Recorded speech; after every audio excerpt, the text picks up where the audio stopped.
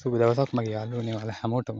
අපි මේ වීඩියෝ එකකින් කතා කරන්න බලාපොරොත්තු වෙන්නේ 2025 ඔක්තෝබර් මාසයේ අස්වැස්සුම යවත් කාලේ නිකුත් තොරතුරු සියල්ලක්ම අපි මේ වීඩියෝ එකෙන් කතා කරන්න බලාපොරොත්තු වෙනවාද?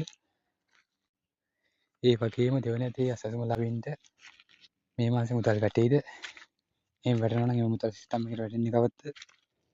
ඒ මුදල් බැංකුවට වැටෙන්නේ කවද්ද? මේ හැමදේම අද අපි මේ වීඩියෝ එකෙන් කතා කරනවා.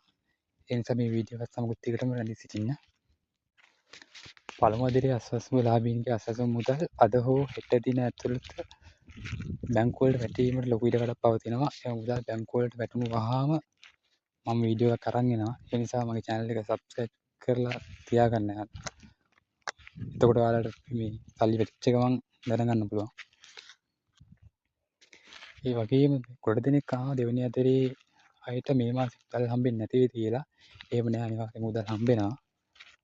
මේ හැබැයි දෙවෙනි අදියරේ අයගේ මුදල් නම් තාම සිස්ටම් එකට වැටලා නැහැ.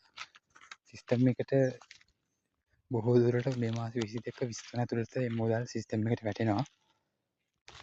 ඒ දින දෙකේ සිස්ටම් එකට මුදල් වැටුණොත් මේ ඔක්තෝබර් මාසේ 29 30 31 යන දවස් තුන ඇතුළත දෙවෙනි අදියරේ අස්වැස්සුම ලාභී ඔබටත් මුදල් ගන්න පුළුවන්.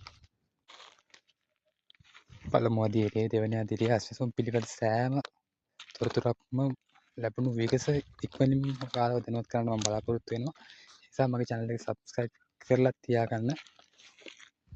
අමතක නොකර මේ වීඩියෝ එකට like එකක් දාලා යන්න. සුබ දවසක් වේවා ඔයාලා හැමෝටම.